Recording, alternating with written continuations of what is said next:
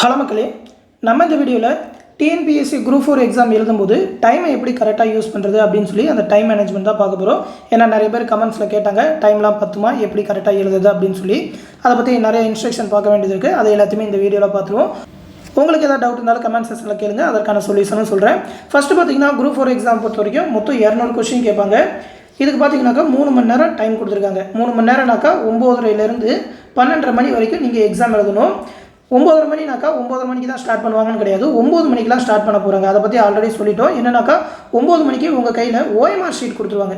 OMR ஷீட்டில் ஏதாவது தப்பு இருக்கா அப்படின்னு சொல்லி அதை எல்லாத்தையுமே வெரிஃபை பண்ணி அதோட பேக் பேஜில் சைன் பண்ணுறதுக்கு 9 மணிக்கெலாம் கொடுத்துருவாங்க. 9:15 பார்த்தீங்கன்னா உங்கள் கையில் கொஸ்டின் பேப்பர் கொடுத்துருவாங்க. இந்த மாதிரி சீல் பண்ணி இருக்கும். அந்த சீலை நீங்களே பிரித்து கொஸ்டின் எல்லாமே கரெக்டாக பிரிண்ட் ஆயிருக்கா அப்படின்னு சொல்லி வெரிஃபை பண்ணிவிட்டு இந்த இடத்துல உங்களோட ரெஜிஸ்ட்ரேஷன் நம்பர் எழுதிட்டு இதோட புக்லெட் நம்பரை உங்களோட OMR ஷீட்டில் எழுதி அதை ஷேர் பண்ணுறதுக்கு தான் அந்த 1/4 மணி நேரம் கொடுப்பாங்க. அது வரைக்கும் நீங்கள் OMR ஷீட்டில் ஆன்சர் எதுவுமே பண்ணக்கூடாது. அதுக்கப்புறம் தான் பார்த்தீங்கன்னாக்கா OMR ஷீட்டில் 9:30 தான் எழுத ஸ்டார்ட் பண்ணும். 12:30 மணி வரைக்கும் 3 மணி நேரம் டைம் கொடுத்துருக்காங்க. என்னை பொறுத்த வரைக்கும் பார்த்தீங்கன்னாக்கா 200 கொஸ்டினுக்கு 2 மணி நேரமே போதுமானது. எல்லாமே பார்த்தீங்கன்னா மெமரி பேஸ்ட் கொஸ்டின், எல்லாமே மேக்ஸிமம் டைரக்ட் ஆன்சராக தான் இருக்கும். 1-2 கொஸ்டின் மட்டும் தான் யோசிக்கிற மாதிரி இருக்கும். கணக்கு எல்லாமே ரொம்ப சிம்பிளான கணக்கு தான். 1-2 கொஸ்டின் வேணால் கொஞ்சம் ஸ்டெப்ஸ் அதிகமாக போகிற மாதிரி கேட்கலாம். குரூப் 4 லெவல் 10th லெவல் அப்படின்றதுனால. மற்றபடி பார்த்தீங்கன்னா மேக்ஸும் ரொம்ப ஈஸியாக தான் இருக்கும். அதனால் 2 மணி நேரமே அதிகம். 2.5 மணி நேரம் அதிகபட்சமாக வேணால் எடுத்துக்கலாம். கூட ஒரு 1/2 மணி நேரம் போட்டு பார்க்குறாங்க, வெரிஃபை பண்ணுறாங்க அப்படின்னா கூட ஒரு 1/2 மணி நேரம் 2.5 மணி நேரம் வேணால் எடுத்துக்கலாம். ஆனால் 3 மணி நேரம் ஆகவே ஆகாது. என்னோட டிஎன்பிஎஸ்சி எக்ஸ்பீரியன்ஸில் நான் எழுதின டைம்லாம் பார்த்தீங்கன்னாலும் கடைசி 1/2 மணி நேரம் எல்லாமே ஹாலில் தூங்கிட்டு தான் இருப்பாங்க. நைட்லாம் கண்ணு முடிச்சு படிச்சிருப்பாங்க. 2.5 மணி நேரத்தில் எக்ஸாம் எழுதிட்டு ஹால் முழுக்க பார்த்தீங்கன்னா பெஞ்சில் கவுண்ட் அடிச்சு தூங்குற மாதிரி தான் இருக்கும். அந்த அளவுக்கு டைம் ஈஸியாக தான் இருக்கும்.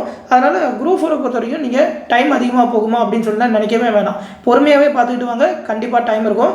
இது இல்லாமல் கடைசி 12:30 மணிலேருந்து 12:45 வரைக்கும் பார்த்தீங்கன்னாக்கா அந்த OMR ஷீட்டில் எவ்வளோ ஏ ஆன்சர், எவ்வளோ பி ஆன்சர், எவ்வளோ சி ஆன்சர்னு சொல்லி அதை எண்ணி போகிறதுக்கு எக்ஸ்ட்ரா ஒரு 15 நிமிஷம் டைம் எடுத்துக்குவாங்க.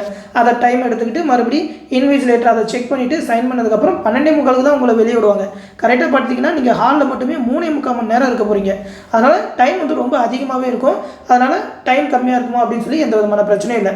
அடுத்து பார்த்தீங்கன்னா நிறைய பேர் கேட்குறது தமிழ் ஃபஸ்ட் எழுதலாமா, மேக்ஸ் ஃபஸ்ட் எழுதலாமா, GS ஃபஸ்ட் எழுதலாமான்னு கேட்குறாங்க. இது வந்து பேங்கிங் மற்ற மாதிரி எக்ஸாம்னாக்கா இண்டிவிஜுவலாக ஒவ்வொரு சப்ஜெக்ட்டுக்கும் பார்த்தீங்கன்னா இண்டிவிஜுவல் டைமிங் கொடுத்துருப்பாங்க. இண்டிவிஜுவல் கட் ஆஃப்காக இண்டிவிஜுவல் டைமிங் கொடுத்துருப்பாங்க.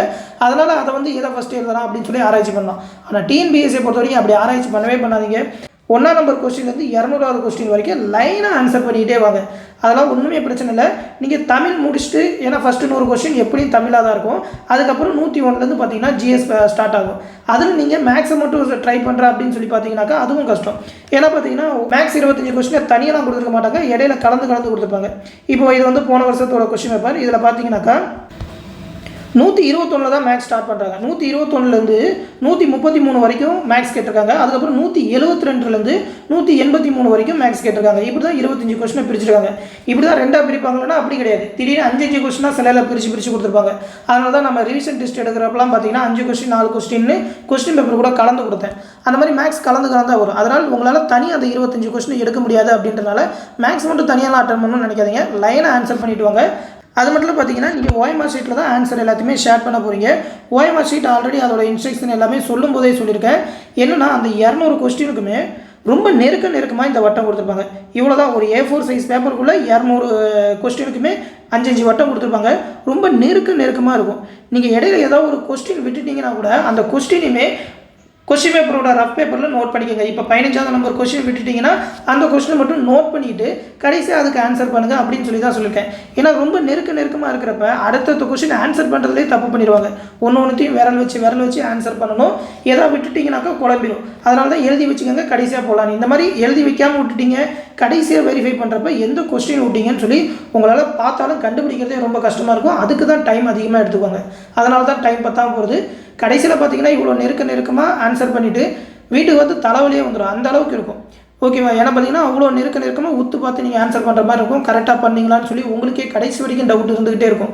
நீங்கள் செக் பண்ணாலும் மறுபடியும் இன்விஜிலேட்டர் செக் பண்ணாலுமே எல்லாத்தையும் கரெக்டாக பண்ணிட்டோமான்னு சொல்லி உங்களுக்கு டவுட் வந்துக்கிட்டே இருக்கும். அதனால் அந்த டவுட்லாம் வரக்கூடாதுனாக்கா லைனாக 1வது நம்பர் கொஸ்டின்லேருந்து 250 கொஸ்டின் வரைக்கும் வாங்க. இடையில எந்த விதமாக கலந்து எழுதலாமா அப்படின்னு சொல்லி யோசிக்காதீங்க. டைம்லாம் அதிகமாக இருக்கும். இதை ஃபாலோ பண்ணிங்கனாலே சிம்பிளாக எக்ஸாம் எழுதிட்டு வந்துடலாம். நீங்கள் அதை ரொம்ப டீப்பாக யோசித்து இந்த மாதிரி பண்ணலாமான்னு ஆராய்ச்சி பண்ணிங்கன்னா தான் தப்பாக போயிடும். அதனால் அப்படி பண்ணாதீங்க. சிம்பிளாக ஸ்டார்டிங்லேருந்து கடைசி கொஸ்டின் வரைக்கும் ஆன்சர் பண்ணிகிட்டே வாங்க.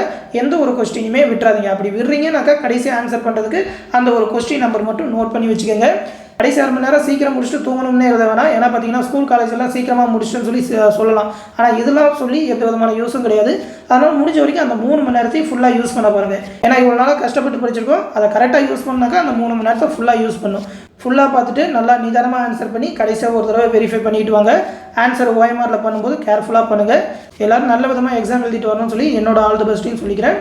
தொடர்ந்து குரூப் 4 எக்ஸாம் பற்றின இன்ஸ்ட்ரக்ஷனை தெரிஞ்சுக்க மறக்காமல் நம்ம சேனலையும் சப்ஸ்கிரைப் பண்ணி வச்சுக்கோங்க. அடுத்த வீடியோவில் சந்திப்போம். நன்றி.